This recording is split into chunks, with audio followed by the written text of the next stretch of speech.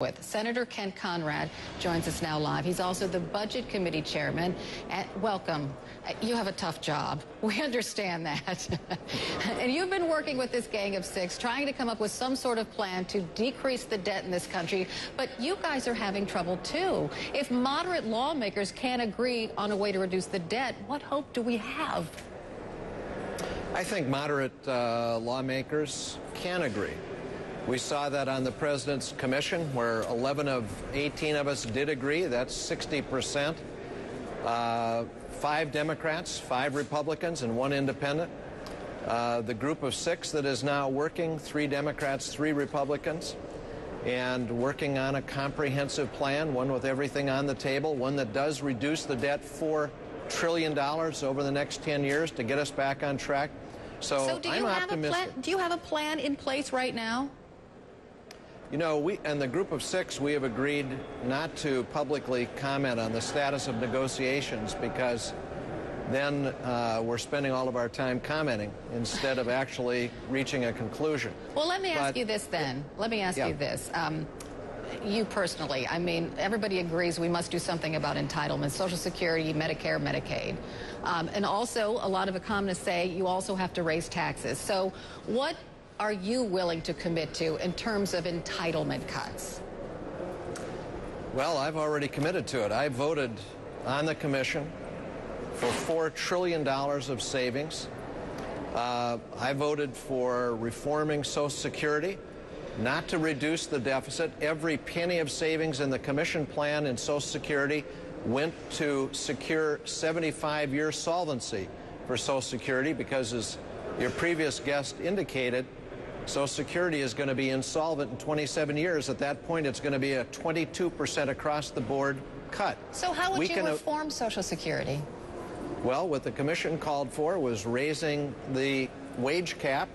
That means simply raising the amount of income that's subject to Social Security tax.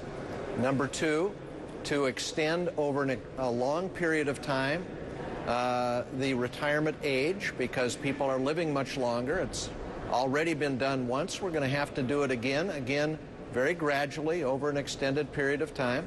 We also adjusted the inflation adjuster to make it more reflective of what actual inflation is.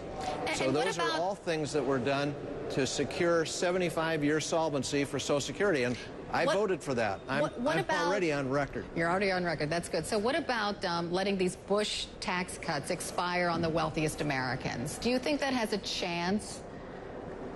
I do, but I think there's an alternative, one that would be just as progressive as that, and that would be what the commission recommended, which was to reduce tax expenditures.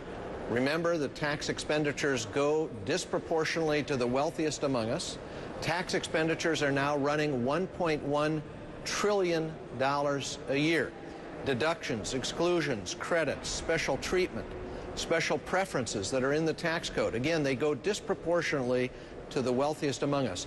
We could reduce those, raise revenue, and have sufficient money to actually lower tax rates, both corporate and individual, that would make America more competitive, that would help us generate more jobs. That's the approach that the commission adopted. Again, it raises more revenue. So I just wanted to ask you. But it also allows us to lower rates. I just wanted to ask you, there are so many plans out there. The president is going to unveil his plan. The Republicans have their own plan. Gang of Six will have its plan. You might have your own personal plan. How do you put all those plans together, sit down, and come up with some sort of compromise? Because we all saw what happened when negotiations began over the 2011 budget, and it wasn't pretty. At the end of the day, I believe there's going to have to be a summit, or whatever one calls it, that involves the president, the leaders of the House and the Senate, Republicans and Democrats, to sort through these various plans to come up with an agreement. And I believe at the end of the day, it's going to be something pretty close to what the commission recommended. That is, yes, new revenue, but more spending cuts, more reform of the entitlement programs, because, look, we are borrowing 40 cents of every dollar we spend today. The revenue is the lowest it's been as a share of our economy in 60 years. Spending is the highest it has been as a share of our economy in 60 years. So it is going to take a comprehensive approach that involves spending cuts, that involves entitlement reform, that involves revenue. And the sooner we do it, the less draconian the changes are going to have to be. Well, we'll see if you can get it done and if there will be a Senate. Senator, thank you for joining us this morning. We appreciate it. You bet.